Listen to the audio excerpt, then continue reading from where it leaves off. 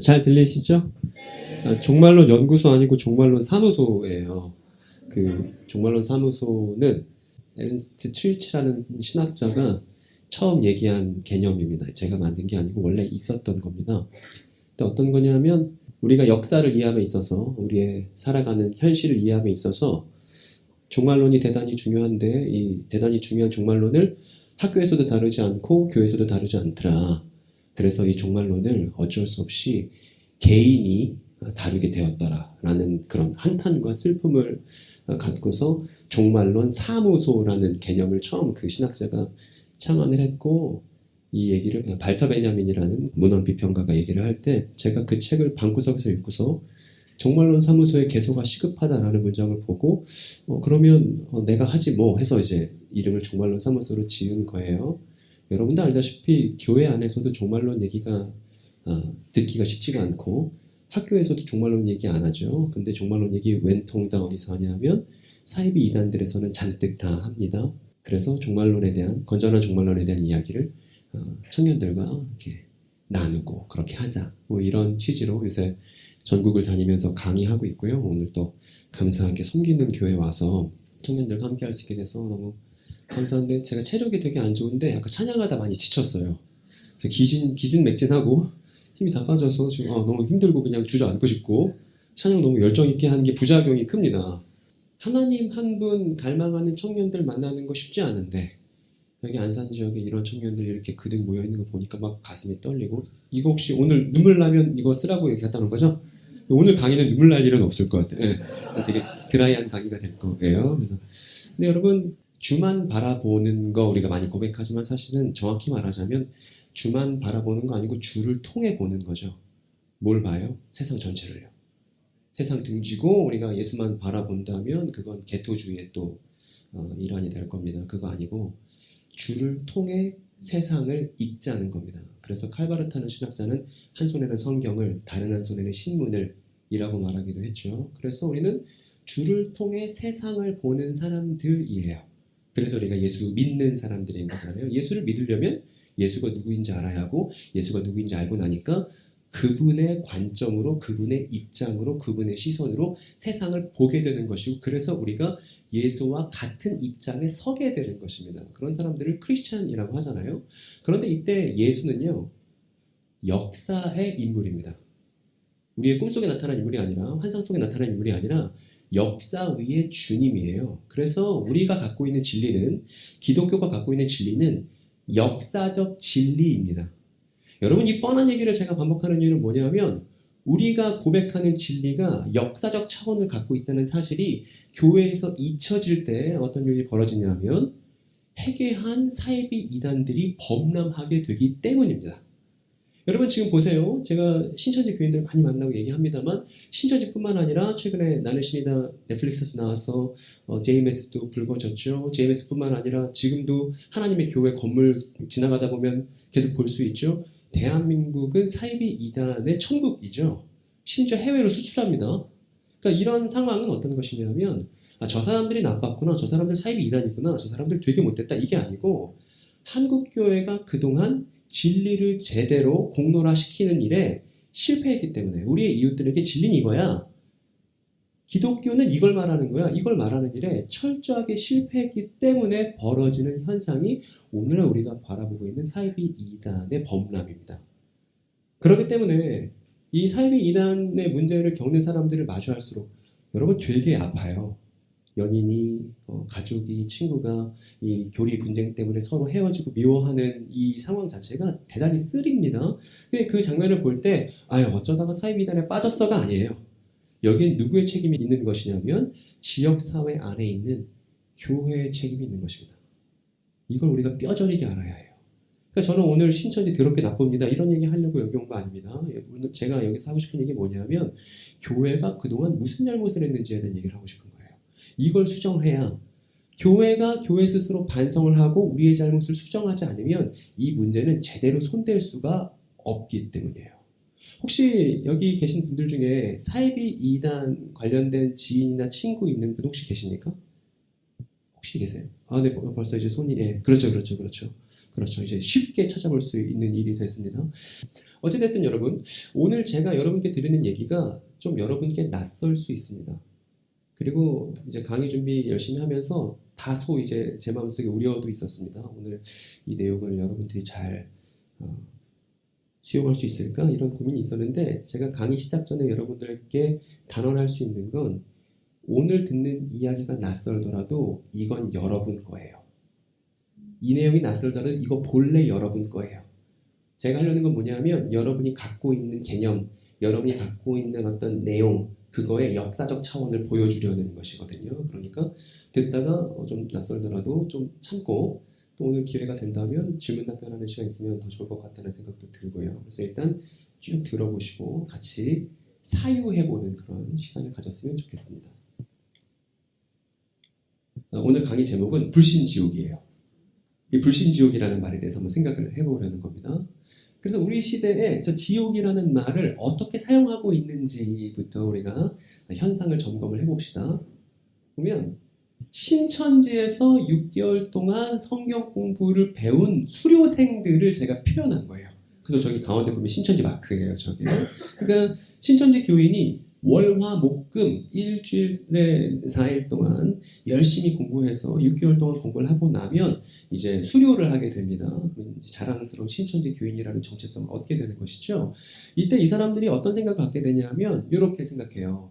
신천지 안에 들어왔으니까 우리는 어디에 들어온 거냐면 천국에 들어온 거라고 생각해요. 천국. 그러면 여러분 이 말의 반대는 뭐예요? 신천지 바깥은 뭐예요? 그렇죠. 어렵지도 않습니다. 우리 할머니들도 잘 이해할 수 있는 아주 간단하고 명쾌한 얘기입니다. 신천지 안은 천국이고 신천지 바깥은 지옥이고 그리고 이 천국과 지옥을 가르는 기준이 뭐냐면 이만희 씨죠. 그리고 좀 더 정확히 말하면 이 이만희 씨가 말하고 있는 말씀이 천국과 지옥을 가르는 기준이라고 6개월 동안 배워요. 이렇게 6개월 동안 배우고 나면 그리고 6개월 동안 저거에 대한 다양한 성경적 근거들이라고 이제 막 확인하고 나면 아 정말 그렇구나 라는 생각을 갖게 됩니다. 이런 생각을 가져야만 신천지 교인이 되는 거예요. 근데 여러분 이때 말씀이라고 해놨지만 사실은 신천지에서 말하는 말씀은 뭐냐면 이만희 씨가 가르쳤던 신천지 교리를 말하는 거예요.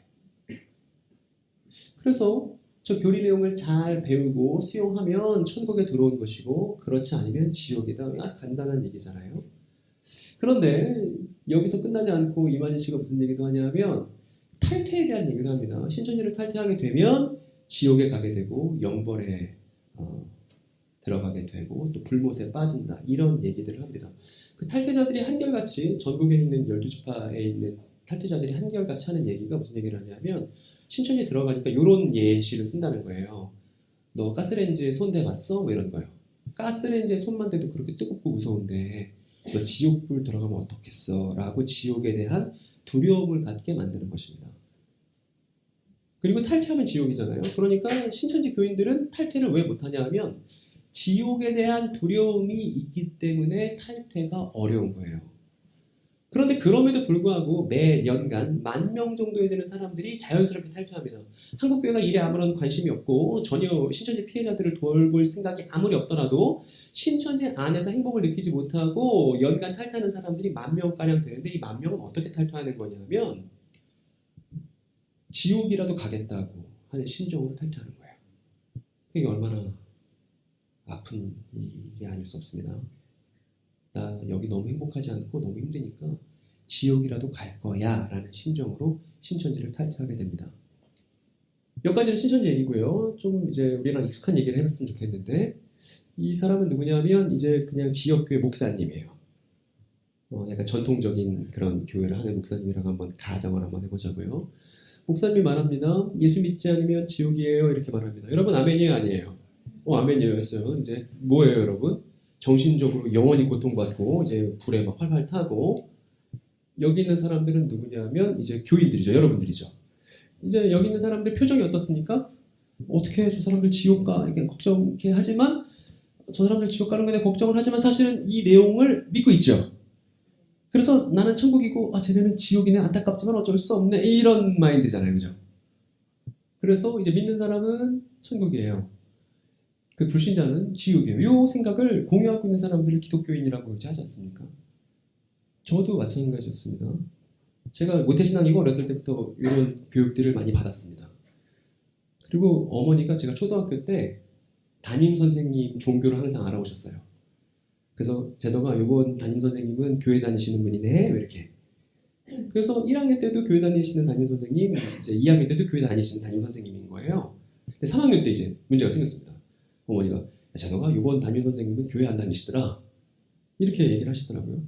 근데 어느 날 제가 학교에서 뭘 잘했어요. 그래서 선생님이 이제 머리를 이렇게 쓰다듬어 주셨거든요. 잘했다고. 근데 제 기분이 안 좋더라고요. 왜냐면 저는 천국백성인데 지금 제 머리를 쓰다듬으면 저 선생님은 뭐예요?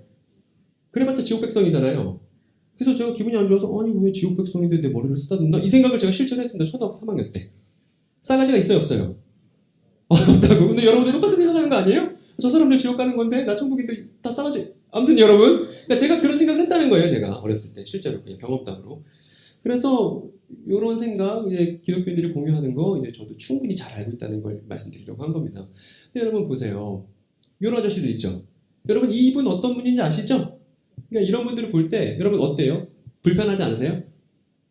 근데 불편하지만 이분들이 이렇게 과격하게 자꾸 예수천당 불신족 얘기하는 거 불편하지만 사실은 교회에서 이런 얘기는 안 하세요? 저분도 불편하긴 하지만 저렇게 할 수 있는 열정이 있다니 그건 우리가 본받아야 돼. 뭐 이런 얘기 안 하세요? 왜냐하면 이분이나 이 목사님이나 사실 생각은 어때요? 정도만 다를 뿐 비슷하잖아요. 그러니까 우리는 저 사람들 손가락질하지만 사실은 저렇게 하는 용기가 부러우면서도 사실은 같은 생각 갖고 있으면서도 아군인지 적군인지 되게 애매한 스탠스를 취하는 그런 입장에 우리가 취해 있습니다. 그래서 유튜브에 검색해봤습니다. 유튜브에 뭘 검색했냐면 지옥 간증이라고 제가 검색을 해봤습니다. 충격적인 사실을 확인할 수 있는데 지옥 간증 검색했거든요.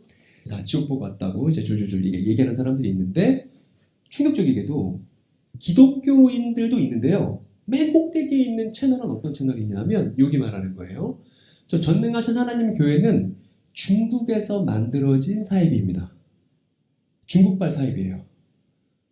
그러면 이게 무슨 얘기입니까? 지옥 간증 딱 검색했을 때 우리가 확인할 수 있는 건 지옥에 대한 두려움을 갖게끔 하는 간증은 기독교와 이단 양쪽 모두가 공유하고 있는 내용이죠. 이건 그냥 사실 그 자체인 것입니다. 우리가 아까 신천지 사례에서도 우리가 확인했듯이. 그래서 이렇게 본 거예요, 여러분. 여기 이만희 씨 말 안 들으면 지옥이라고 말하는 신천지가 있고요. 여기는 예수 믿지 않으면 지옥이라고 말하는 기독교가 있습니다. 여러분 이 그림 어떠세요? 괜찮으세요?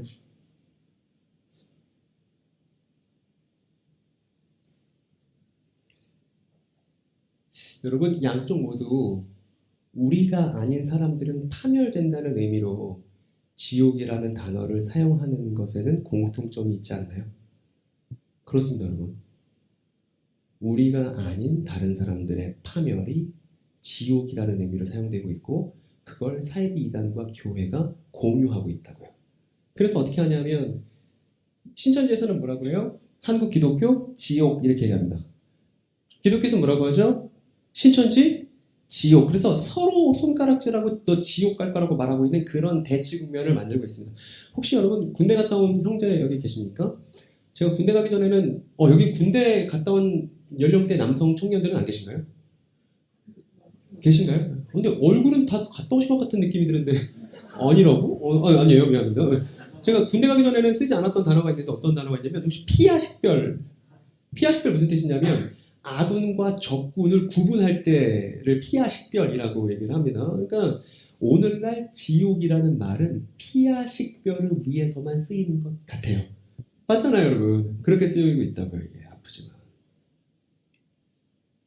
그래서 점점 이제 여러분들의 이제 눈매가 매서워지면서 걱정이 되는데 어쨌든 여기 이제 이 친구는 신천지 탈퇴한 친구예요. 탈퇴한 친구가 저한테 무슨 얘기했냐면 소장님 근데 양쪽 다 지옥에 대해서 그렇게 가르치는 건 맞는데 교회보다는 차라리 신천지가 구체적이고 자세히 가르쳐줘요.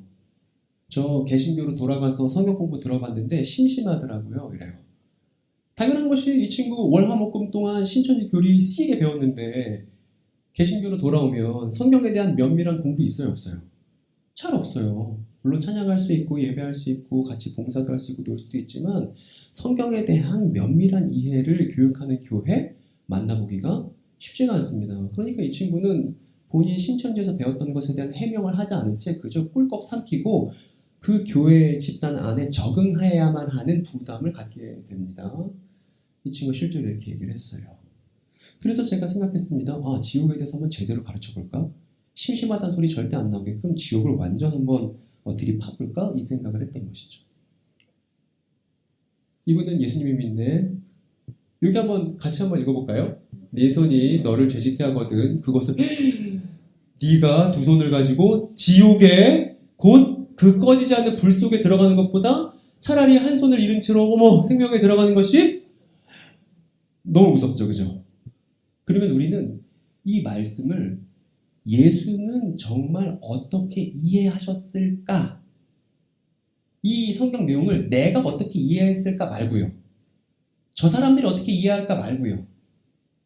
예수 자신은 저 본문을 어떻게 이해하셨을까라는 질문을 던져야 된다는 것입니다. 그리고 그 예수는 역사적 예수인 거예요. 어떤 예수냐면 모래폭풍 부는 팔레스타인 땅에서 샌들 신고 다니셨던 바로 그 살아있는 인간 예수께서 이 구절을 어떤 의도에서 어떤 의미를 갖고 왜 말씀하셨는지를 우리가 연구해보지 않으면 그 이전에 하는 모든 지옥에 대한 담론들 내지는 예수님에 대한 평가들 다 부질없다는 것입니다. 즉 우리가 갖고 있는 진리가 역사적인 진리이기 때문에 그 접근이 필요하다는 거예요. 그런데 문제가 있습니다. 청년들 큐티하는 거 제가 잘 알고 있습니다. 큐티하면 누구의 입장으로 성경을 보죠? 내 입장으로 봅니다. 예를 들어 여호수아서 봤는데 거기에 두려워 말고 담대하라 있습니다. 제가 청년들과 같이 한번 얘기해 본 적이 있습니다. 이 본문 어떻게 생각하세요? 때 청년 A가 말합니다.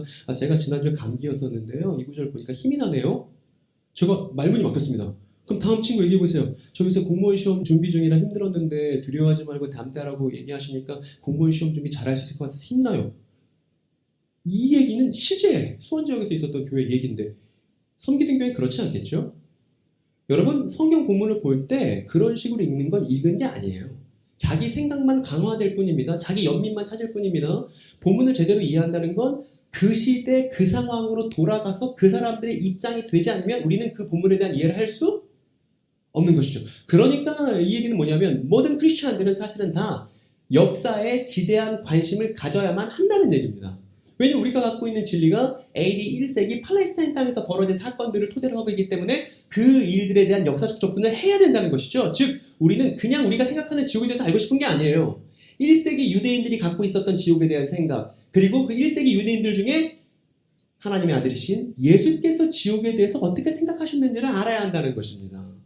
이게 없었더니 지옥에 대해서 각자 개인적인 소견을 말하는 사이비 이단들과 그 이단들을 어찌할 수 없는 역시나 개인적으로 큐티하듯이 성경을 이해하는 한국교회 사람들로 지금 혼전의 양상이라는 거예요. 여러분 지금 제 얘기가 이해되시나요? 그런 상황이라는 겁니다. 여러분 혹시 이런 건 아닌가요? 이렇게 지옥 어떻게 생각해? 라고 제가 주변 청년들한테 물어봤더니 이 영화 얘기하더라고요. 여러분 이 영화 뭔지 아시죠? 신과 함께해서 거기 지옥 나오잖아 이렇게 한단 말입니다. 그렇게 보면 안 된다는 거예요. 왜냐하면 이 지옥이라는 말을 실제로 사용했을 예수님과 사도들은 신과 함께를 본 일이 없으니까 그 당시 입장에서 우리가 이해해야 된다는 것입니다. 그래서 우리 첫 번째 태제를 넘어서 두 번째 태제는 그 당시 입장에서의 단어 연구가 필요하다는 것입니다. 여러분 저라는 사람을 정의한다면 저는 이제 전도사도 아니고 사역자도 아니고 아무것도 아닙니다. 그동안은 제가 이제 동네 청년입니다 라고 소개를 많이 했는데 이제 동네 청년이라고 말할 수도 없게 됐습니다. 나이를 많이 먹어버렸습니다.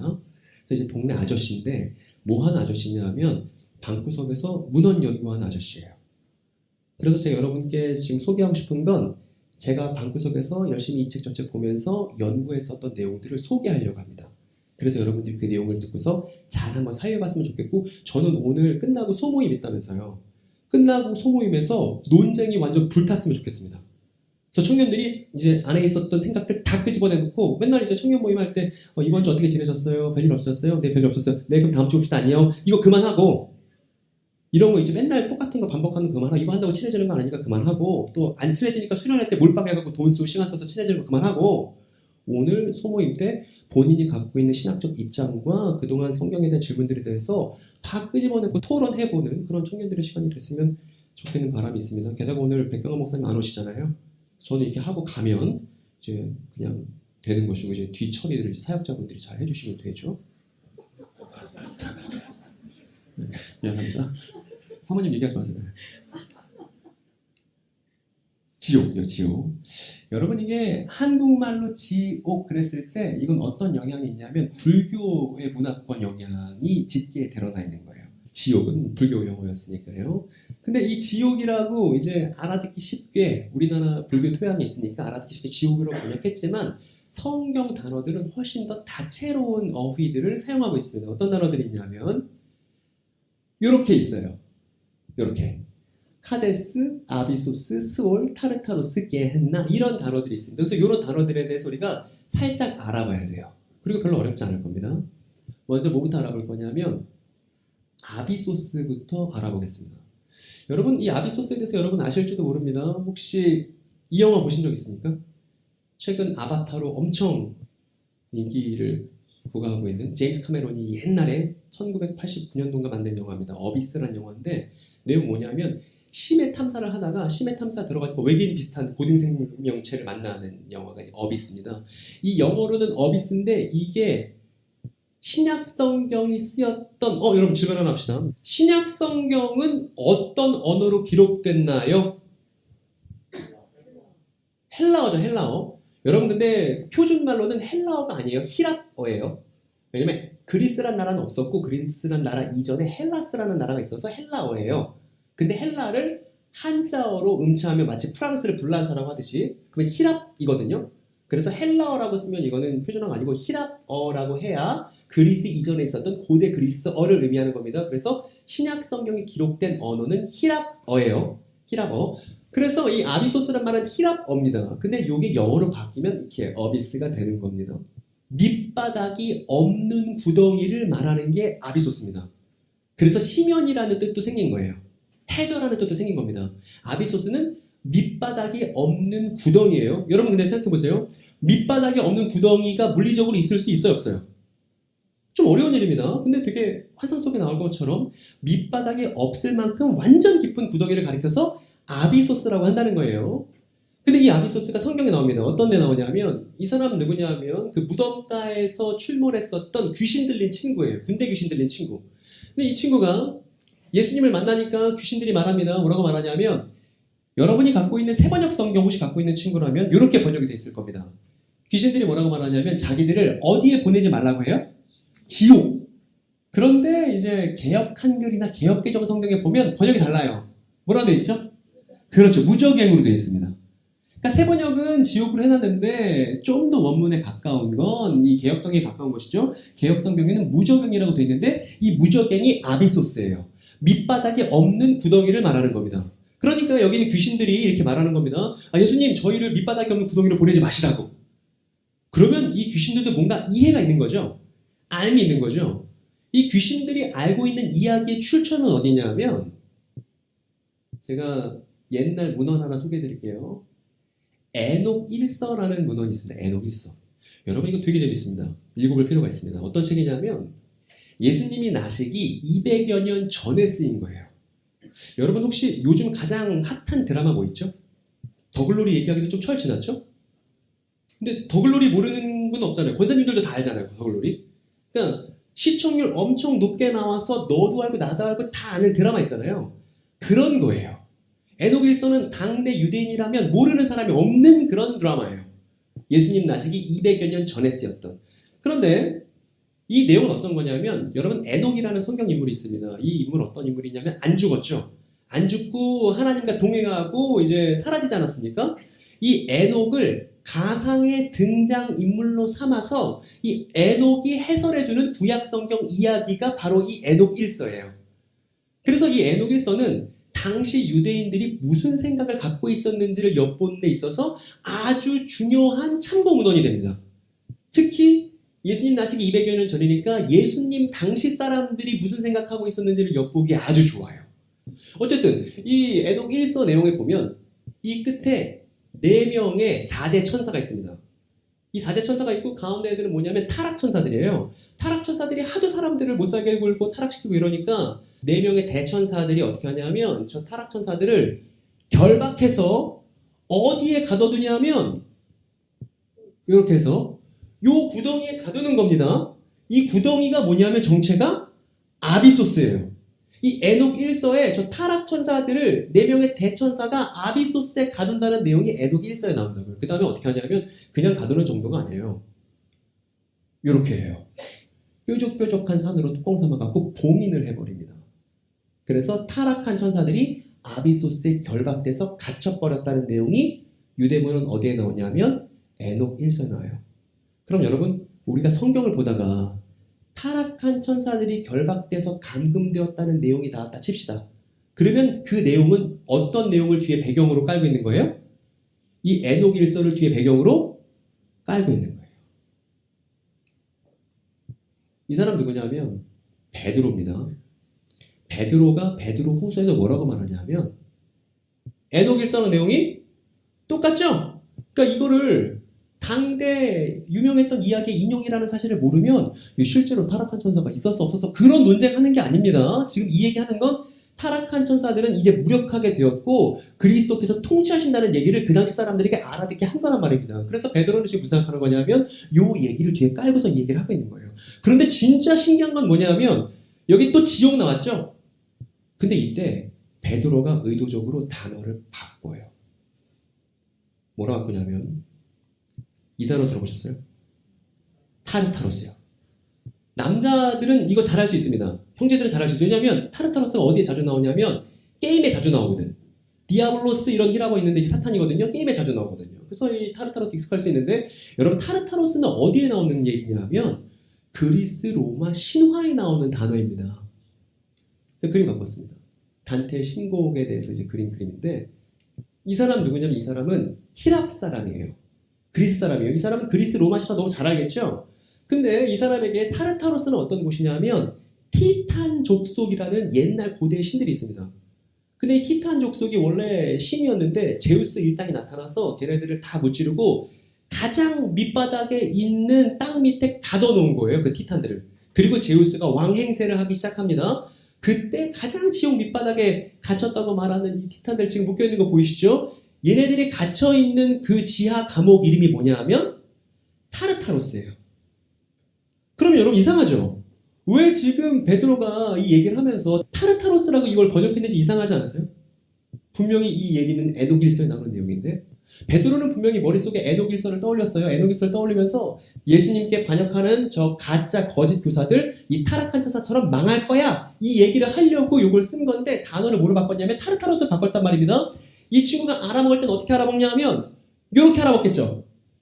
베드로는 이렇게 단어를 바꾸더라도 의미 전달에 전혀 어려움이 없을 거라고 생각했기 때문에 단어를 이렇게 바꾼 거란 말입니다. 그럼 여러분 성경 본문을 보고서 천사가 언급되더라도 지금 정작 그걸 기록한 사람들은 무슨 얘기를 하고 싶고 어떤 의도로 그걸 기록했을지를 확인하는 게 이게 원래 성경 읽기였다고요. 그 다음 보면 확인했으면 되죠. 이렇게죠. 짝이 이렇게입니다.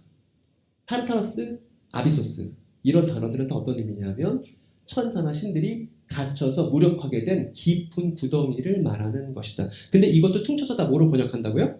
지옥으로 돼버렸다고요. 여러분 타르타로스나 아비소스는 사람과 상관이 있어요? 없어요? 없어요. 사람과 아무 상관이 없습니다. 타락한 천사들이나 신들이 갇히는 장소니까. 그러니까 이게 지옥으로 번역되더라도 사람과 관련이 있는 것으로 이해해서는 곤란한 것이죠. 그리고 하나 남았습니다. 스올입니다. 이 사람은 누구냐면 야곱이에요. 야곱이 어떤 스토리 겪었냐 하면 야곱이 가장 사랑하는 아들 누구였습니까? 요셉이었죠. 근데 요셉이 어떻게 됐냐면 형들이 요셉을 장사꾼 할 때 팔아먹었죠. 그리고 나서 아빠한테 보고하기를 뭐라고 보고했냐면 들짐승에 의해서 살해당했어요. 죽었어요. 그래서 피 묻은 옷을 야곱에게 가져다 주지 않습니까? 딱 그 대목입니다. 너무 슬픈 나머지 옷을 찢고 베옷을 걸치고 저 아들이 요셉입니다. 색동옷 입은 요셉. 아들 생각하면서 여러 날을 울었다. 그의 아들, 딸들이 모두 나서면서 아버지 괜찮으시죠? 아버지 그만하세요. 그만 슬퍼하세요. 위로했지만 그는 위로받기를 마다하면서 탄식했다. 그리고 뭐라고 말하냐 하면 이렇게 말해요. 아니다. 내가 울면서 내 아들이 있는 어디로 내려가겠다고요? 스올. 요셉 착한 친구예요? 안 착한 친구예요? 우리가 생각하는 요셉 어떻죠? 요셉 좋은 친구인데 심지어 요셉은 들짐승에 의해서 살해당했다고 지금 야곱이 생각하고 있잖아요. 무고한 피해자잖아요. 그런데 그 요셉이 지금 어디에 있다고 야곱이 생각해요? 스올이요.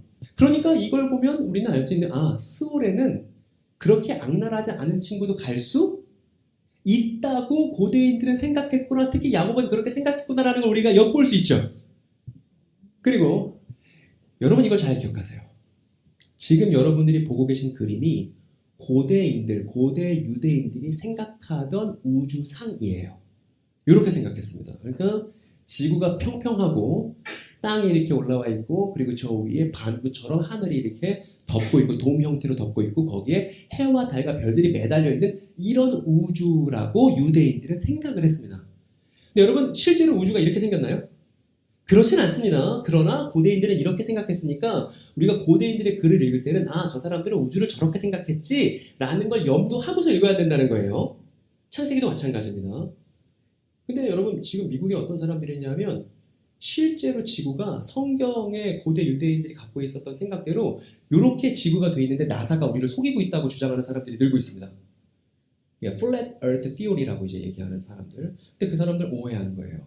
유대인의 관점으로 성경을 볼 생각을 하지 않고 유대인들이 말한 게 오히려 진짜 물리적 지구의 현실이라고 착각하게 된 케이스의 사람들이 지금도 엄청 많습니다.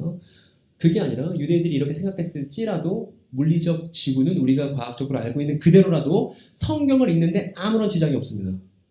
왜냐하면 우리는 그들이 어떤 우주를 생각했는지를 염두에 두고 그 사람들이 뭘 말하고 싶은지를 캐치해낼 수 있으니까요. 이게 독서죠. 이게 독해죠. 이거 잘 생각해보세요, 여러분.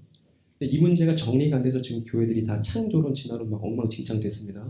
여기에 대해서 우리가 잘 생각해서 지역사회에 어떤 답변을 교회가 내놓을 것인지를 우리가 면밀하게 연구할 필요가 있습니다. 어쨌든 여러분 이렇게 우주를 생각했는데 스올은 어디라고 생각했냐면 스올 여기예요. 여기 있습니다. 그러니까 고대 유대인들은 사람이 죽으면 다 어디로 내려가냐면 땅 밑에 스올이라는 공간으로 내려간다고 그렇게 생각했던 거예요. 그러면 아까 야곱도 요셉이 어디 있다고 생각한 거예요? 이 스올에 있다고 생각한 겁니다. 근데 여러분 만약에 우리가 땅을 판다고 생각해보세요. 여기 지금 송산 그린시티 땅 밑을 판다고 생각합시다. 그러면 그때 스올이 등장하나요? 등장하지 않아요. 그럼에도 불구하고 우리가 이 본문을 이해할 때 전혀 지장이 없습니다. 왜냐하면 사람이 죽었을 때 그렇게 된다고 유대인들은 생각했나 보다. 그리고 극히 슬플 때 마음이 너무나 저미고 아플 때 스올이라는 단어가 언급되는구나 라고 이해할 수 있는 거예요. 그리고 여기 잠깐 멈춰서요. 자꾸 저만 얘기해서 지루하니까 저도 물 좀 마시고 퀴즈 하나 내겠습니다. 여러분 교회 생활 오래 하다 보면 이 얘기를 모르는 사람은 별로 없죠. 혹시 요나라고 들어보셨습니까? 요나 어떤 사람이죠? 뒤에서 정확히 말씀해 주셨는데 고래밥이라고 너무 끔찍하게 잔혹한 얘기를 하셨는데 제가 사실은 간사님께 프레젠테이션 파일을 제가 2번인가 3번 보냈는데 어제 밤중에도 계속 수정을 했습니다. 그러니까 좀 더 잘하고 싶어서 내용을 잘 충실하게 전하고 싶어서 그래서 이제 오늘 아침에도 일어나서 그림을 하나 그렸는데 뭘 그렸냐 하면 어때요? 쩔었습니까? 기가 막힙니까 여러분? 그러니까 지금 물고기가 있고 저 가운데 있는 양반 누구예요? 요나인 거예요. 그럼 이거 퀴즈예요, 퀴즈. 저 간사님 혹시 상품 걸만한 거 없습니까? 여름 성경학교 분위기로 해갖고 이제 청년들 좀 의욕을 증진시키기 위해서 상품 걸만한 거 없습니까? 아이스크림 기프팅 좋습니다. 이게 이럴 때는 분명하게 수상자가 정해져야 하기 때문에 손을 번쩍 들고 내가 알고 있다고 이렇게 말씀해 주세요. 제가 드리고 싶은 질문이 이런 겁니다. 요나를 집어삼킨 물고기의 성함은 무엇일까요? 오픈 북입니다.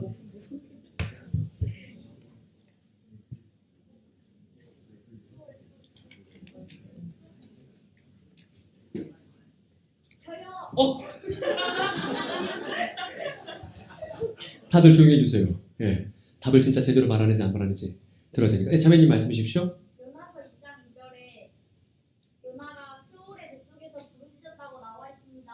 박수! 잘했어요. 우리 학생 너무 잘했고 아이스크림 많이 먹고 너무 이제 섬기는 교회 명예를 살렸죠. 너무 잘했어, 너무 잘했습니다. 네, 정답이에요. 왜냐하면 제가 딱 이렇게 해갖고 짠 여기 있잖아요. 내가 스올의 뱃속에서 부르짖었습니다라고 요나가 말합니다, 여러분.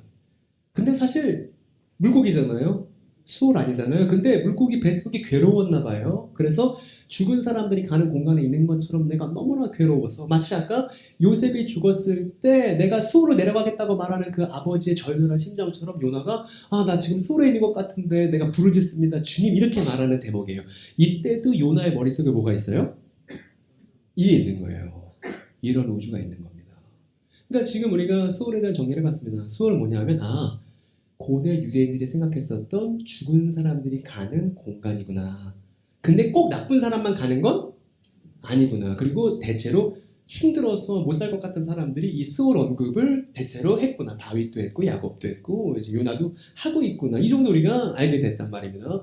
근데 만약 여러분 생각해보세요. 이 스월을 지옥으로 번역한다 칩시다. 근데 우리가 평상시에 갖고 있는 지옥에 대한 의미와 지금 우리가 확인했었던 고대 문헌들을 들춰보면서 확인했었던 이 스월의 의미랑 맞아요, 안 맞아요? 안 맞는다고요. 그러니까 교회가 그동안 성경을 너무 대충 이해했어요. 어떻게 했냐면 예수님 믿으면 되지 뭐 이렇게. 그거 아니에요.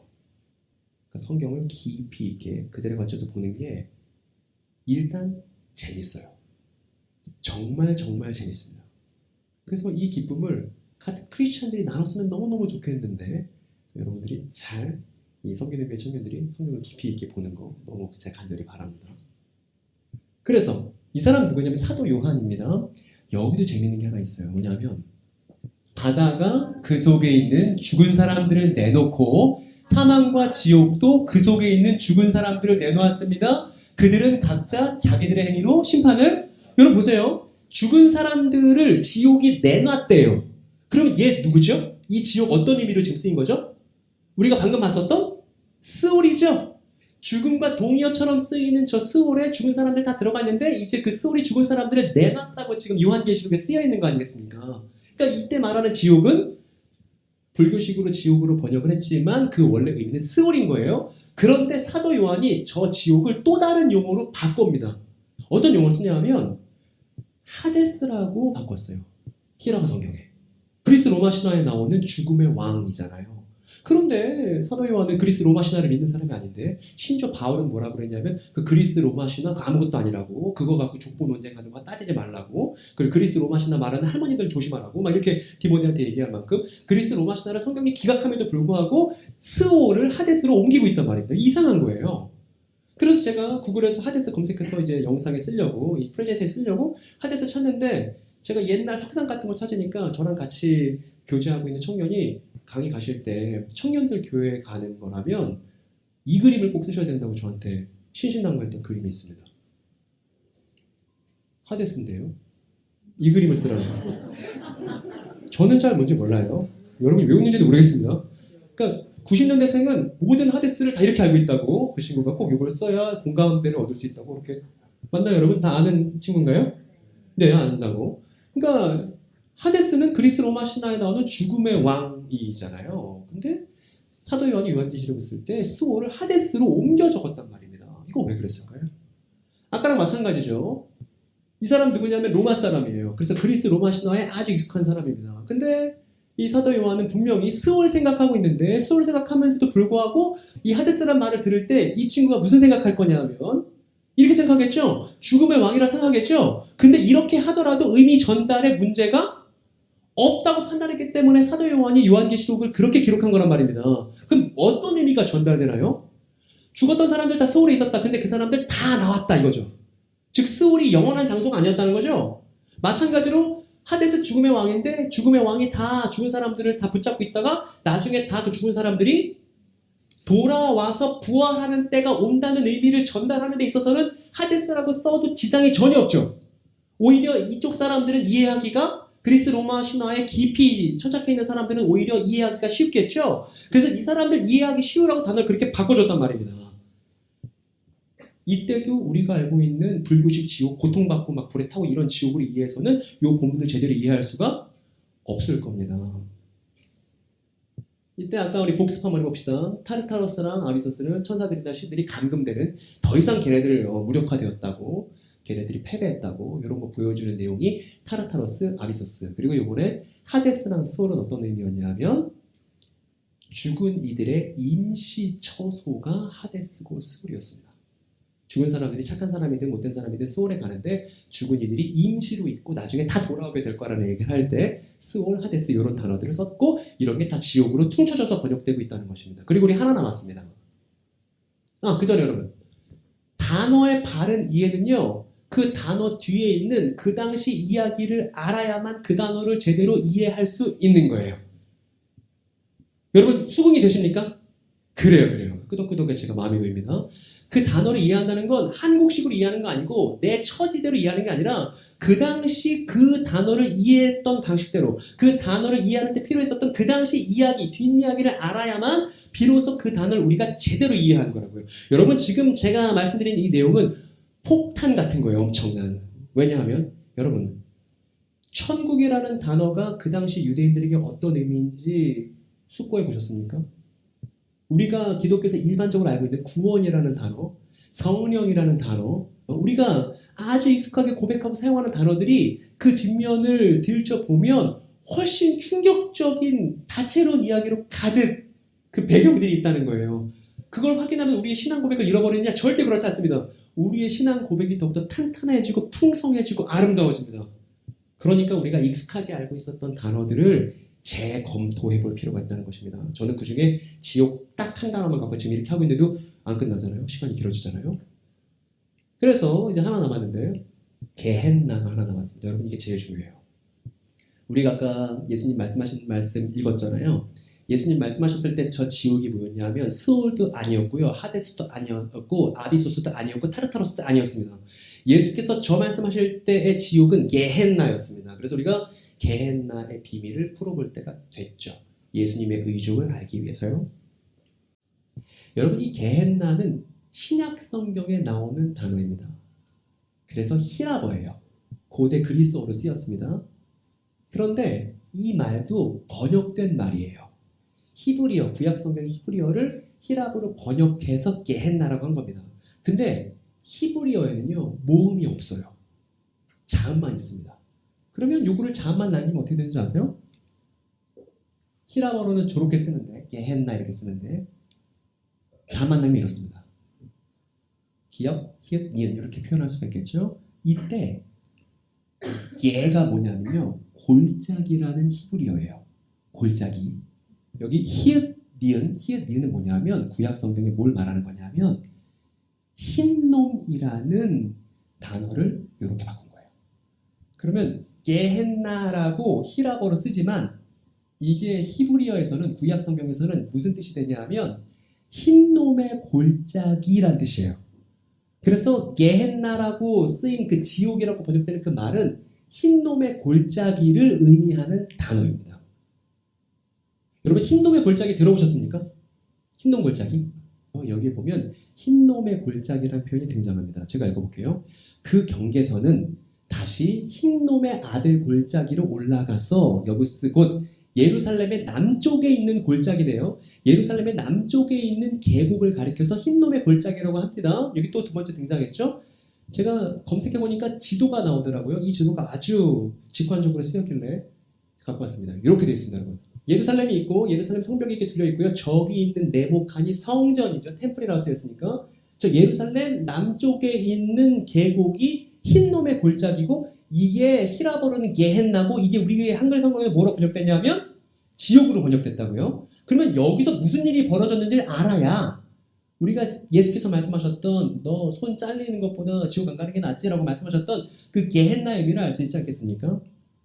여기 보니까 미친놈이죠. 근데 미친놈이 누구예요? 왕이에요. 바알 신상들을 부어 만드는 완전 우상 숭배자였습니다. 바알 우상 다른 거 아니에요. 잘 먹고 잘 살면 장땡. 이게 바알입니다. 원래 유대인들은 땅을 소유할 수 없었습니다. 부동산을 소유할 수 없었어요. 다 하나님께 빌려 쓰는 거였습니다. 근데 바알이라는 우상은 뭘 하냐면 너 땅 소유할 수 있어. 너 하나님께 땅 빌려 쓰고 있지? 근데 나 섬기면 땅 네가 소유할 수 있어. 너 부동산 대토지를 소유하고 너 평생 탱자탱자 놀면서 편하게 살 수 있어. 이거를 꼬시는 게 바알이에요. 되게 솔깃하죠. 너 부동산의 사적 소유가 가능해. 이걸 꼬시는 신이 바알입니다. 근데 이 바알 숭배자인 저 아하스 왕이 무슨 짓을 하냐면 저 흰놈의 골짜기에서 자기 아들들을 어떻게 해요? 인신 제사를 했다고요. 이게 몰렉이라는 신입니다. 몰렉이라는 신. 여기 보니까 이게 청동으로 만든 기구고요. 이 밑에 뭐가 있냐면 용광로가 설치되어 있습니다. 그럼 이 설치된 용광로에다가 이 몰래게 제사 드리는 사제가 아이를 갖다 바치는 거잖아요. 그럼 아이가 여기 올라있 때가 또르륵 굴러 떨어집니다. 그러면 애가 비명지르고 이럴 거잖아요. 옆에서 풍악을 울리고 있고 이 애를 불에 태워서 죽여버리는 거죠. 왜? 그래야 복을 받는다고 하니까. 이게 당시 가나안 지역에 있었던 우상이었습니다. 여러분, 우리가 아브라함 이야기도 알 겁니다. 하나님께서 아브라함한테 아들 이삭을 번제로 바치라고 하신 대목이 있죠. 하나님께서 아브라함아, 네 아들 불에 태워서 나한테 바쳐라. 제가 생각할 때는 아브라함은 당황하지 않았을 거예요. 왜냐하면 그 당시 몰렉 숭배가 그 지역에서 성행하고 있었으니까. 아마 아브라함이 이렇게 생각했을 겁니다. 하나님도 몰렉이신가? 오케이. 근데 이삭을 바치려고 했을 때 하나님 어떻게 하시죠? 스탑! 그만둬. 하지마. 내 재물 내가 준비해. 라고 하셨을 때 아브라함이 깨달았을 건 뭐냐면 하나님은 몰렉이 아니시구나. 라고 당대 고대 근동에 있었던 이 몰렉 숭배랑 하나님을 선긋는 역할의 본문이 그 본문이란 말입니다. 근데 이 본문 신천지 교인들이 어떻게 하고 있는지 아세요? 신천지 교인들 그 본문 다 알고 있습니다. 하나님이 이삭 바치라는 거. 하나님이 신이시니까 신이 까라면 까야지 이렇게 이해하고 있어요. 얼마나 하나님을 오해하게 됩니까? 마치 악덕 사장처럼 자기가 고용한 직원들을 부려먹는 악덕 사장처럼 이해하게 되지 않겠습니까?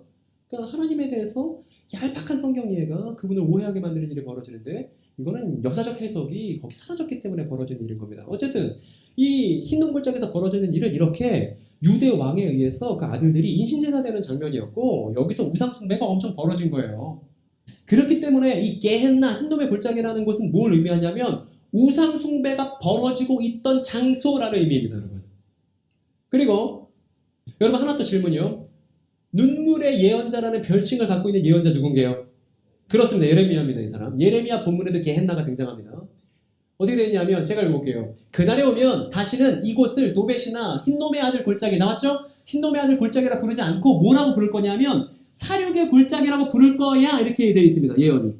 근데 왜 사륙의 골짜기냐면 그 흰놈 골짜기에 예루살렘 사람들의 시체로 가득할 것이기 때문에 이제 흰놈 골짜기라고 안 부르고 사륙의 골짜기로 부른 날이 올 거야 이렇게 예레미야가 예언하는 장면이 있습니다. 이거 무슨 얘기냐면 보세요. 장례도 제대로 못 치릅니다. 뒤에 보면 그때에 유다의 성읍들 예루살렘 싹 다 망하고 그날 신랑심의 목소리 듣지 못하고 기뻐하는 소리 못 듣고 온 나라가 어떻게 된다는 거예요? 광야처럼 되고 황무지가 된다는 겁니다. 그렇기 때문에 흰놈 골짜기는 또 어떤 의미가 있냐면 우상 숭배를 고집하던 언약 백성의 패망, 우상 숭배를 고집하던 언약 백성의 결말, 우상 숭배 계속했더니 어떤 꼬라지로 망해가는지를 보여주는 단어가 흰놈 골짜기이고 이게 히라보로 되면 게헨나고 이게 우리말로 어떻게 번역됐냐면 지옥으로 번역되어 있다는 말입니다. 단순히 예수 안 믿으면 지옥까지 이게 아니고요. 우상 숭배를 고집하면 어떠한 결말이 나오는지에 대한 유대 예언에 쓰여있는 내용이 흰놈 골짜기란 거예요. 그래서 여러분 어떻게 됐습니까? 실제로 예레미야가 30년 가까이 계속 사람들에게 우상 숭배하지 말라고 소리쳤으나 우상 숭배를 고집했습니다. 그러다가 바벨론에 의해서 실제로 멸망했고 거기 있는 사람들이 비참하게 다 도륙당했습니다. 그러니까 니네 우상 숭배 고집하다간 흰놈 골짜기에 니네 시들이 쌓일 거다라는 그 예레미야 예언은 실제로 이루어진 거예요. 그리고 똑같은 일이 반복되는데 AD 70년에도 반복됩니다. 이때 예루살렘 성전, 예수님께서 승천하시고 나서 30년 뒤에도 우상 숭배를 고집하던 유대가 쫄딱 망하고 예루살렘 성전이 다 무너졌습니다. 무너지고 나니까 일이 다 벌어지고 나니까 착살 나니까 그리고 나서 유대인들이 반성하기 시작합니다. 우리가 잘못했나 보다. 그래서 반성의 마음을 갖고서 또 문학을 만듭니다. 어떤 문학을 만드냐면 여러분 처음 들어보셨을 겁니다. 이 책은요. 에스라 4서라는 책입니다. 신약 성경과 똑같은 시기에 쓰인 유대 문헌이에요. 그리고 성전이 무너진 다음에 언약과 이스라엘의 운명이 어떻게 될 것인지에 대해서 우리 이제 성전 무너졌으니까 언약 백성 이스라엘 망한 건가요? 이제 하나님의 언약들 어떻게 되죠? 이런 질문들을 가리켜서 에스라라는 가상인물과 옛날 사람과 성전을 재건했던 에스라와 우리엘이라는 대천사가 서로 대화하는 내용을 픽션으로 쓴 게 이 에스라 4서라는 내용입니다. 성경이랑 엄청 유사하게 쓰여 있어요. 그리고 에디오피아 정교회에서는 이 에스라 4서를 성경으로 인정합니다. 그러니까 이거 한번 들여다볼 필요가 있습니다. 여기 보니까 뭐라고 써있냐면 세상이 일으켜지고 썩음이 죽을 것이다. 즉 모든 사람들이 다 부활하게 되는 겁니다. 죽음이 사라지고 그리고 땅도 회복될 것이고 그 땅 속에 있는 사람들이 지금 잠들어 있는데 의인이든 불의한 사람이든 다 이제 그 땅으로부터 나타날 것이다. 모든 사람들이 부활할 것이다 라는 내용이 나오는 겁니다. 그 다음 내용 보면 그리고 모든 사람들이 악인이든 선인이든 할 것 없이 모든 사람들이 다 부활하게 되면 최후의 심판이 벌어지는데 그때 게헨나의 아궁이도 있고 그것의 반대말인 즐거움의 낙원도 있을 것이다 이렇게 됐어요. 이때 게헨나가 등장하네요. 그러니까 이 에스라 4서를 보니까 게헨나의 의미가 뭐냐면 최후의 심판 때 악인들이 가는 장소라는 의미로도 게헨나를 썼고 이게 우리가 익숙하게 알고 있는 지옥의 의미와 비슷하죠. 이렇게 됩니다. 정리해 볼게요. 저 게헨나에 대해서. 단어 하나가 딱 하나의 의미를 갖고 있지 않습니다. 여러 의미들이 있는데 그걸 우리가 풍성하게 알 필요가 있겠죠. 먼저 첫 번째. 예루살렘 성벽 바깥 골짜기에 쓰레기장을 의미합니다. 아까 제가 지명 보여드렸죠. 거기가 당시 예수님 당시에 쓰레기장으로 쓰였거든요. 그래서 예루살렘 성벽 남쪽 골짜기에 있는 쓰레기장을 의미하는 게 지옥이었습니다. 게헨나였습니다. 두 번째로는 유대인들의 우상 숭배와 인신제사가 벌어지던 곳이기도 했습니다. 예전의 유대 역사 속에서 말이에요. 그리고 예루살렘 사람들의 파멸을 상징하는 것이기도 했죠. 지옥이. 우상 숭배를 고집하다가 예루살렘이 싹 다 파멸했던 적이 역사 속에 2번이나 있으니까요. 그리고 우리가 마지막에 확인했던 것처럼 최후의 심판 때 악인들이 가게 될 즐거움의 낙원의 반대말로도 이 게헨나가 쓰이고 있다는 것입니다. 오늘 마지막입니다. 제가 하고 싶었던 건 뭐냐면 여러분 교회에서 지옥 얘기하기 쉽지 않습니다. 야 불문율 같아요. 뭔가 지옥 얘기 만들 것 같고 이거 그냥 다 꿀꺽 믿어야 만들 것 같고 근데 저는 이거 교회를 건강하게 하는 태도가 아닌 것 같아요. 저는 여러분들에게 그 당시 문헌을 풍성하게 공유해드리고 여러분들이 자유롭게 이 내용에 대해서 토론해볼 수 있어야 한다고 생각합니다. 그게 건전하고 건강한 기독 청년들에게 꼭 필요한 일이라고 생각해요. 그래서 뭔가 결론을 내려는 게 아니고요. 적용점을 끌어내려는 게 아니고 여러분들에게 이러한 내용이 있다는 걸 다 백일화에 드러내고 싶은 겁니다. 그리고 제가 이렇게 하는 건 배운 바가 있어서 그래요. 뭘 배웠냐면 여러분 탈무드라는 책 들어보셨습니까? 여러분 이제 결혼하고 이제 태교하게 되면 탈무드라는 태교 막 이런 거 이제 귀에 들어오고 막 이럴 겁니다. 탈무드 엄청 유명한데 실제로 제대로 읽어본 사람은 없는 그런 전설의 책이 탈무드. 유대인들의 랍비들의 논의인데요. 제가 원문을 갖고 왔습니다. 이렇게 써 있어요. 한번 읽어볼까요? 시작. 미안합니다. 네, 이런 책인데 구성이 어떠냐면 구성을 말씀드릴게요. 구성이 가운데 성경 본문이 있어요. 가운데 성경 본문 옆에 둘러싸인 빼곡한 글자들은 뭐냐면 보이시죠? 제가 파란색으로 쳐놓은 거 이런 거 이런 것들은 저 성경 본문에 대한 랍비들의 해설을 달아놓은 거예요. 근데 랍비들의 다양한 해설들을 달아놓는데 해설들이 충돌할 수도 있잖아요. 부딪힐 수도 있잖아요. 그걸 그냥 남겨놔요. 하나의 결론으로 끝내려고 하지 않고 반대 의견이 있더라도 그냥 여기에 적어놨습니다. 왜냐하면 후대에 누군가 또 새로운 생각으로 그걸 또 연결시킬 수 있으니까. 그러니까 이게 뭐랑 똑같냐면 오늘날 댓글 토론이랑 똑같아요. 주제가 있고 랍비 하나가 댓글 답니다. 그러면 그 다음 랍비가 또 댓글 달아요. 또 후대 랍비가 또 댓글 답니다. 댓글 줄줄 달면 댓글들을 다 보존하는 게 탈무드라고요. 이게 유대인들의 논의 방식이었습니다. 그리고 저는 이게 개신교에도 필요하다고 생각이 드는데 특정 주제에 대해서 다양한 의견들을 끄집어내고 한번 끝장 토론을 해보고 우리의 고백이 어떠한 것인지를 공동체 전체가 함께 그 윤곽을 파악해볼 필요가 있다고 생각이 듭니다.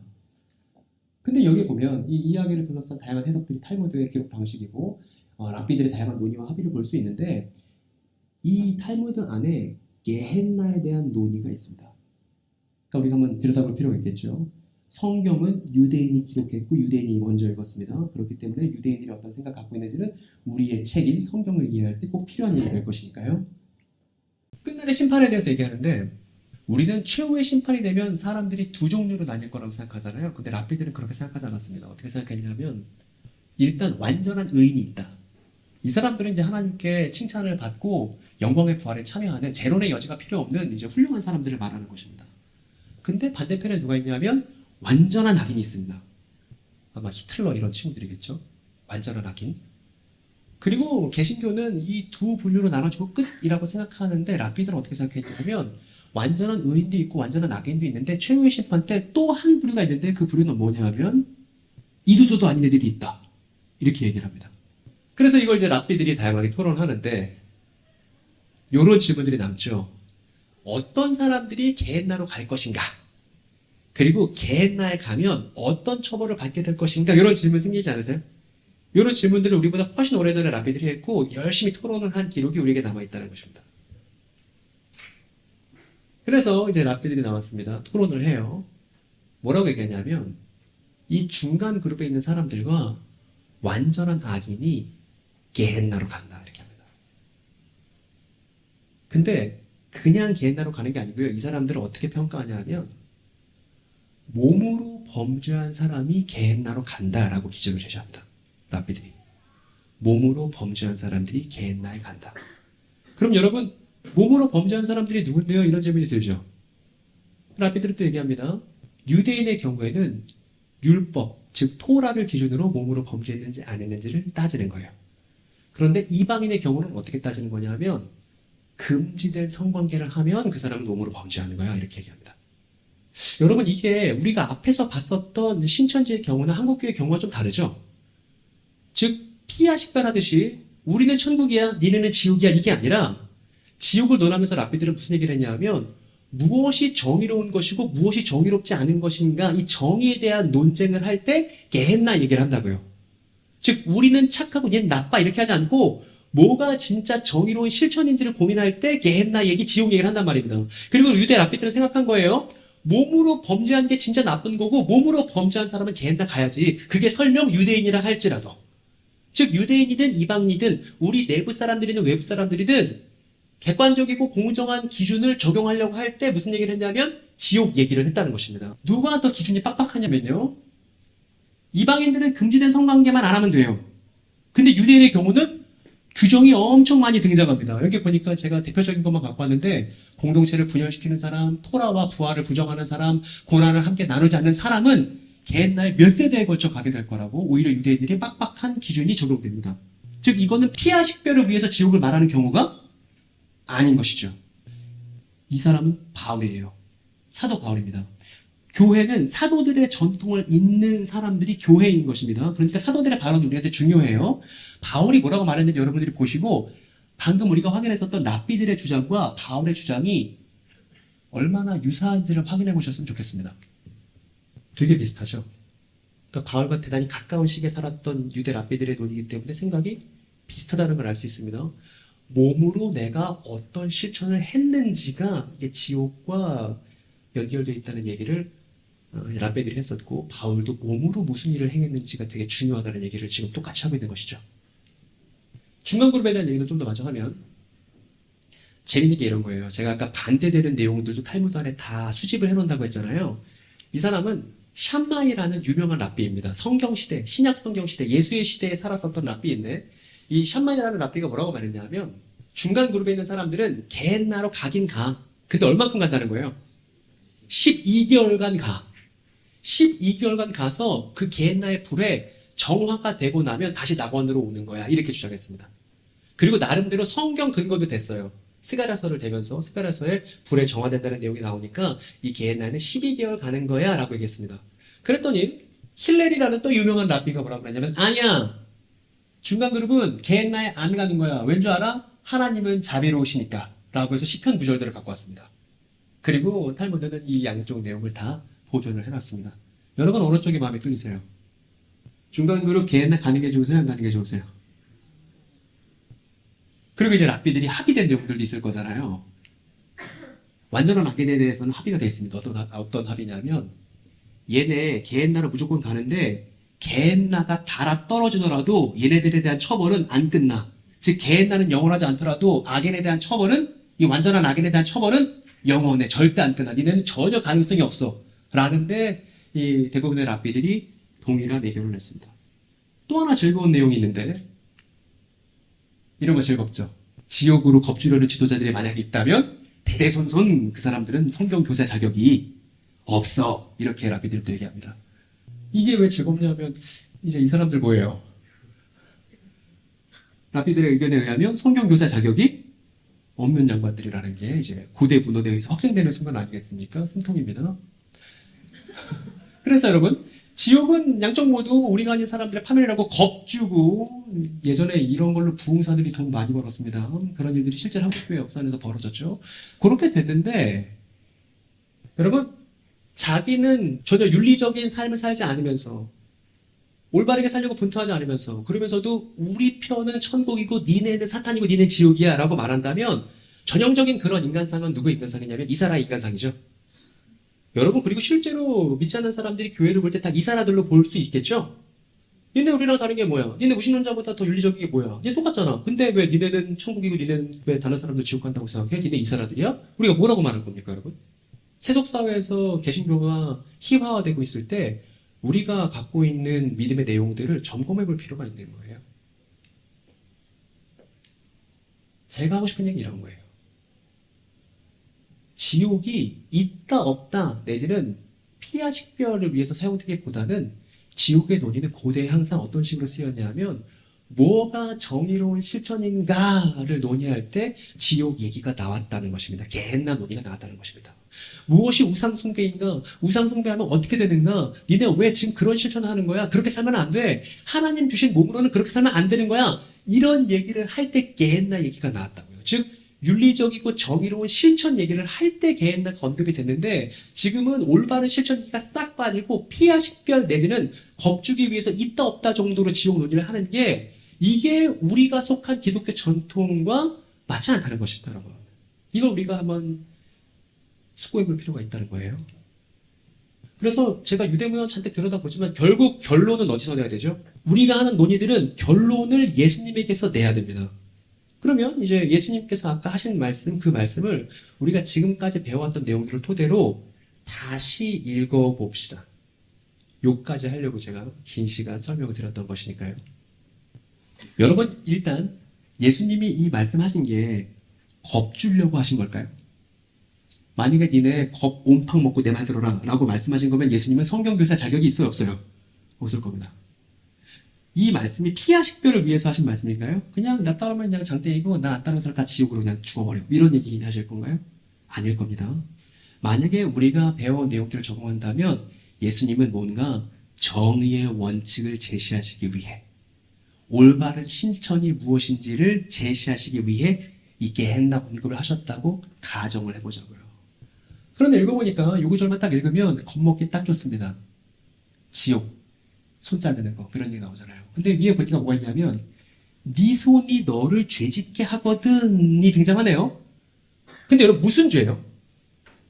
이 손이 무슨 죄예요? 이 손이 짓는 죄가 뭔지 우리가 어떻게 알 수 있죠? 여러분 성경은요 장과 절이 원래 없었습니다. 이거는 500년 전 인쇄할 때 붙여놓은 거예요. 편의상. 그래서 성경은 원래 우리가 이제 펼쳐보는 책이 아니었고 원래 두루마리였잖아요. 스크롤이잖아요. 스크롤은 단점이 있어요. 어떤 단점이냐면 발췌가 어렵습니다. 중간에 어디 하나 찾으려면 어떻게 해야 돼요? 줄을 다 펴야 되죠. 장점도 있습니다. 장점 뭐냐면 앞에서부터 뒤에까지 다 읽어야 돼요. 그래서 예수님 당시에 코덱스라고 말하는 펼쳐보는 책이 발명된 거예요. 그 이전에는 다 두루마리였습니다. 그러면 저 죄가 어떤 죄인지를 알려면 우리가 어떻게 하면 돼요? 앞쪽 내용을 확인해보면 알지 않겠습니까? 앞쪽 내용 확인해본 거예요.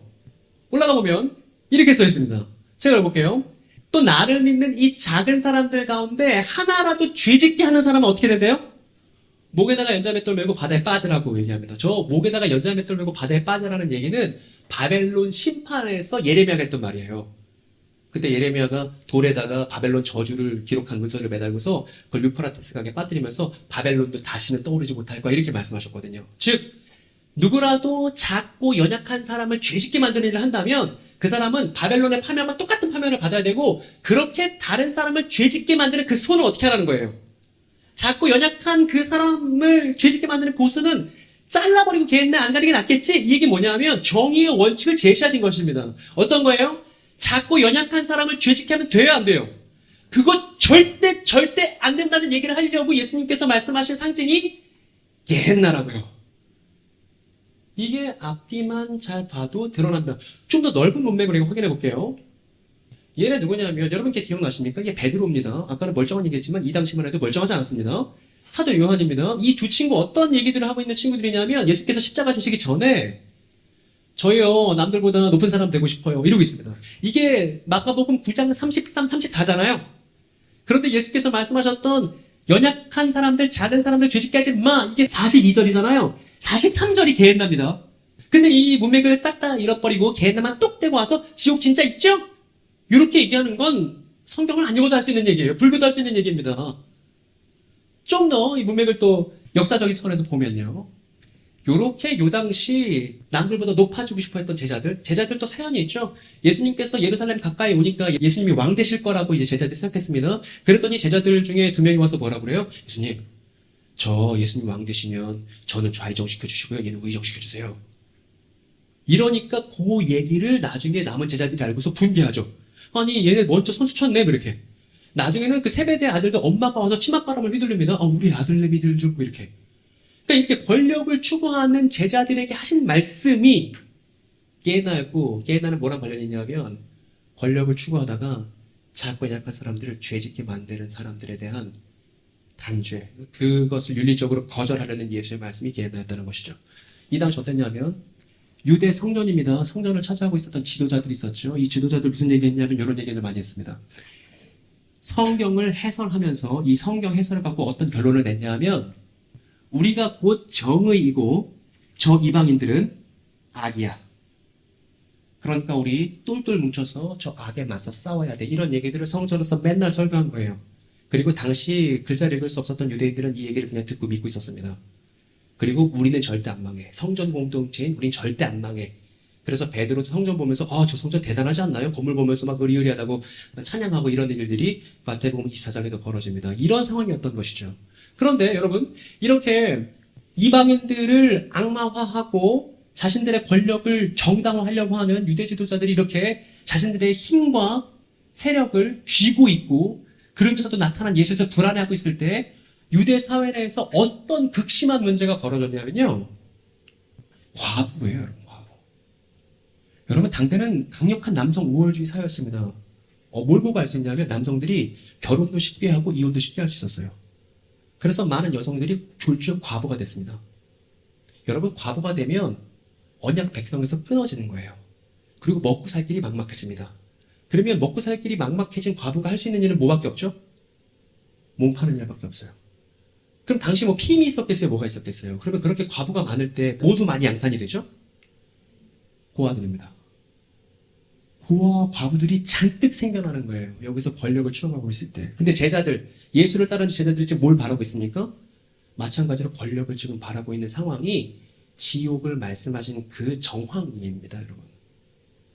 이런 상황 속에서 얘네들이 우리가 정이고 이방인들이 악에 이런 목소리를 더 키우고 있을 때 예수께서 말씀하신 거예요. 저거 아니라고. 즉 예수의 지옥 언급은요. 정의의 원칙을 옮겨 놓으신 겁니다.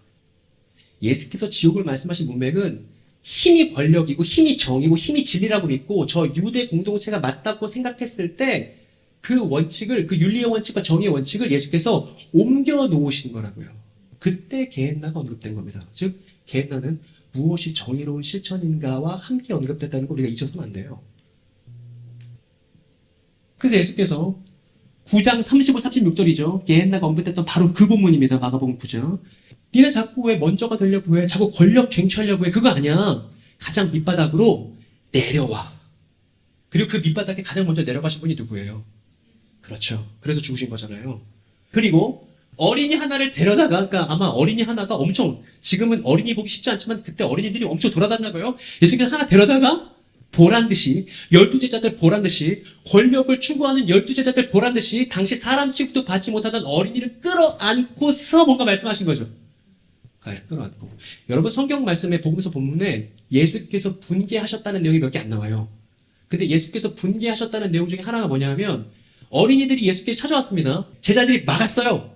예수께서 반응이 어떠시냐면 예수께서 분개하십니다. 왜 어린이들 나한테 오는 걸 막냐고. 이게 예수님 마인드죠. 어떤 마인드냐면 가장 작고 연약한 사람을 먼저 돌보시고 케어하시는 게 우리의 주님이시죠. 그걸 제자들에게 지금 보여주고 싶은 거예요. 12제자들과 지금 얘기 나누면서 뭐라고 말씀하셨냐면 누구든지 내 이름으로 이런 어린이 하나를 영접하면 그건 하나님을 영접한 거랑 똑같은 거야 라고 당대 권력 추구하는 제자들의 생각을 뒤집어 버렸다는 것입니다. 그리고 이걸 못 뒤집으면 게헨나야 이렇게 말씀하셨다고요. 여러분, 그리고 나서 이제 오늘 이야기를 마무리할 때가 됐습니다. 그리고 나서 예수는 가장 밑바닥에서 섬기기 위해서 십자가에 달려 죽으셨습니다. 근데 그 죽음은 개죽음이 아니었어요. 3일 뒤에 그 죽음이 사랑의 이김이라는 사실이 부활이라는 사건을 통해서 드러났습니다. 그러고 나서 40일 동안 제자들이랑 예수님이 수다를 엄청 떠셨죠. 자신의 사역의 의미를 설명하기 위해서 그 설명을 직접 들은 사람들이 사도들입니다. 그리고 나서 40일 지난 다음에 예수께서 구름에 휩싸여서 어떻게 되셨냐면 사라지셨습니다. 사라지셨다고 해서 떠나신 게 아니고 다만 눈에 보이지만 않은 채, 왜냐면 부활하신 몸은 눈에 안 보일 수 있었으니까요. 눈에 보이지 않은 채 세상 끝날까지 너희와 내가 함께 하는 거니까 쫄지 말고 나한테 배운 대로 살아라고 그렇게 말씀하시면서 눈에 안 보이게 되셨죠. 그리고 나서 이 예루살렘 지역에서 어떤 일이 벌어졌냐면 여러분 다 아시는 내용입니다. 예수께서 승천하시고 남아있던 이 찐따 같은 제자들이 성령 받고 변화됐죠. 그 다음 제자들이 가장 열심히 내서 했던 일이 뭘까요, 여러분? 예수를 따르는 사람들이 이 예루살렘에 있었던 예루살렘 교회 사람들이잖아요. 재산을 싹 팔았습니다. 여러분, 이거 우리에게 직접 하시는 말씀이에요? 아니에요. 예루살렘 교회, 예수께서 승천하시고 난 다음에 예루살렘 공동체에게 이런 일이 벌어졌다는 것입니다. 여러분, 유대인들에게 재산을 판다는 건 말이 안 되는 거예요. 왜냐면 그 재산이 땅이잖아요. 조상 대대로 우리가 상속받았던 약속의 땅이고 가나안이죠. 근데 약속의 땅이고 가나안을 팔아버려요. 다. 왜 팔았을까요? 여기 보면 이 시기에 제자들이 점점 불어났다. 그런데 히랍 말을 하는 유대 사람들, 즉 아비소스나 내지는 타르타로스나 이런 히랍 말을 쓰는 유대 사람들도 있었고, 어떤 사람들이 있었냐면 히브리 말을 쓰는 스올이나 게이힌놈이나 이런 말을 쓰는 유대 사람들이 다 섞여서 하나의 공동체를 이루고 있었는데, 이 사람들이 왜 불평을 터뜨렸냐면 당시 교회가 무슨 사역을 하고 있었는지를 엿볼 수 있습니다. 당시 교회가 뭐 하고 있었죠? 집 팔고 땅 팔아서 당대 불가촉 천민이었던 과부들이 이 예루살렘에 생긴 교회를 통해서 날마다 먹을 것을 공급받을 수 있었습니다. 그거에 필요한 돈 다 어디서 난 거죠? 약속의 땅 상속받았던 자기 땅들 그런 거 다 팔아서요. 팔다가 뻥친 사람 중에 아나니아 삽비라도 있지 않습니까? 그리고 당시 예루살렘 교회의 지도자는 야고보였습니다. 야고보에서 뭐라고 하냐면, 이거 같이 읽어볼까요? 이거 우리가 아까 찬양했던 가사랑도 연결이 되더라고요. 그때 경건 얘기 나와서 제가 반가웠는데, 이 부분 같이 한번 읽어봅시다. 하나님 아버지께서 보시기에 깨끗하고 흠이 없는 경건은 고난을 겪고 있는 고아 과부들을 돌봐주면서 자기를 지켜서 세속에 물들지 않게 하는 것입니다. 여러분, 1세기 최초 생겼던 예루살렘 교회가 뭘 했는지 이제 아셨죠? 가장 작고 연약한 사람들을 먹이고 돌보고 섬기는 걸 경건이라 생각하고 거기에 최선을 다했습니다. 근데 그 당시 유대 사회는 그거에 관심이 없었어요. 그러다 어떻게 됐냐면 이 고아와 과부들과 친구가 되었습니다. 그래서 이 고아와 과부들이 잔뜩 있는 거대한 공동체였던 예루살렘 교회가 예루살렘을 떠나서 이미 땅도 없잖아요. 다 팔았잖아요. 이주했습니다. 어디로 이주했냐면 펠라라는 지역으로 이주했다고 유세비우스 교회사에서 얘기해 줍니다. 여러분, 이 책도 중요한 책입니다. 유세비우스 교회사. 이것도 번역이 되어 있습니다. 유세비우스 교회사. 그래서 이 권력을 추구하는 사람들 잔뜩 있는, 그래서 나라가 다 뒤틀리고 있는 이 예루살렘에서 예루살렘 교회가 떠났어요. 떠나고 나서 어떤 일이 벌어졌냐면 그토록 유대 지도자들이 미워했던 로마 군대가 쳐들어왔습니다. 그리고 하나님의 도시라고 절대 안 망할 거라고 생각했던 예루살렘은 어떻게 됐냐면 AD 70년에, 즉 예수님의 시기가 AD 30년이죠. 그러니까 딱 한 세대 지나고 AD 70년에 3, 40년 정도 지나니까 이 예루살렘이 어떻게 됐냐면 고아와 과부들을 잔뜩 양산시키면서도 권력 추구를 포기하지 않았던 예루살렘은 말 그대로 겟나가 됐어요. 여러분, 오늘 제가 여러분과 함께 나누는 이야기의 제목을 이렇게 붙였습니다. 불신지옥이요. 여러분, 이제 이 불신지옥이란 말을 어떻게 생각하시나요? 저는 이 얘기가 피와 식별에 대한 이야기로 들리지 않고요. 이제는. 그리고 사후세계에 관련된 이야기로만 들리지도 않습니다. 어떻게 들리냐면 예수의 메시지를 외면했다가 2000년 전 유대사회가 겪었던 역사적 참극으로 이해가 돼요. 제게는요. 그리고 저한테 어떤 깨달음과 교훈을 주냐면 오늘 나는 교회로서 작고 연약한 사람들을 전폭적으로 섬기고 있는지를 물어보게 됩니다. 그리고 그걸 하지 않았을 때 제가 사후세계 어디로 갈까봐 두려워서 그런 거 아니에요. 우리가 가장 작고 연약한 사람들을 섬기지 않을 때 이 사회 자체가 점점 어디로 되고 있냐면 게hen나가 되어가고 있는 중이거든요. 여러분 지금 대한민국 사회는 어떻습니까? 그 사회 안에서 교회는 제대로 된 역할을 수행하고 있습니까? 만약에 우리가 살고 있는 대한민국이 헬 조선이고 게헨나 조선이죠. 그러면 그 교회가 제대로 된 역할을 못하고 있다는 세속의 평가 그리고 하나님의 평가가 아닌가는 그런 반문을 제게 던지게 됩니다. 그래서 오늘 이야기를 마무리합니다. 그래요. 다시 얘기하면 왜 이런 파국이 됐죠? 왜 예루살렘이 게헨나가 됐죠? 고아와 과부들, 당대 가장 연약하고 힘든 사람들을 돌보는 일에 신경 쓰지 않고 전쟁만 했기 때문입니다. 왜냐하면 서로 크게 되려고 권력을 추구하려고 자기 생각을 안 바꾸고 예수의 메시지에 대해서 깊게 생각해보지 않은 유대 지도자들 때문에 그런 일들이 실제로 벌어졌고 예수님은 그것을 미리 경고하셨는데 그 경고에 제대로 예루살렘은 응답하지 않았습니다. 여러분 이제 첫 장면으로 돌아옵니다. 이제 저는 얘기를 다 했어요. 이건 우리 현실인데 이 현실 속에 뭐가 빠져있고 뭐가 없는지를 이제 여러분들이 성찰할 차례입니다. 그리고 이 장면에 뭐가 없는지, 뭐가 결여되어 있는지, 이 장면에 교회로서 뭐가 지금 없는지에 대한 우리가 발견을 하고 나서야, 그리고 우리 자신들에 대한 반성을 하고 나서야 이 사람들에게 뭔가 얘기해 줄 수 있지 않겠어요? 만약에 우리가 우리 자신에 대해서 반성하지 않는다면 이렇게 믿고 있는 사람들에게 우리가 할 말이 없을 거예요. 그래서 오늘 사이비 이단 문제의 결론이 이렇습니다. 교회가 교회다워야 사이비 이단 문제에 대한 본질적인 해결할 수 있다. 근데 교회가 교회다워지기 위해서는 AD 1세기 실제 교회의 뿌리로 돌아가는 일이 먼 길처럼 느껴지지만 반드시 거쳐가야 되는 시작점이라고 이렇게 정리하고 싶습니다. 기도하겠습니다.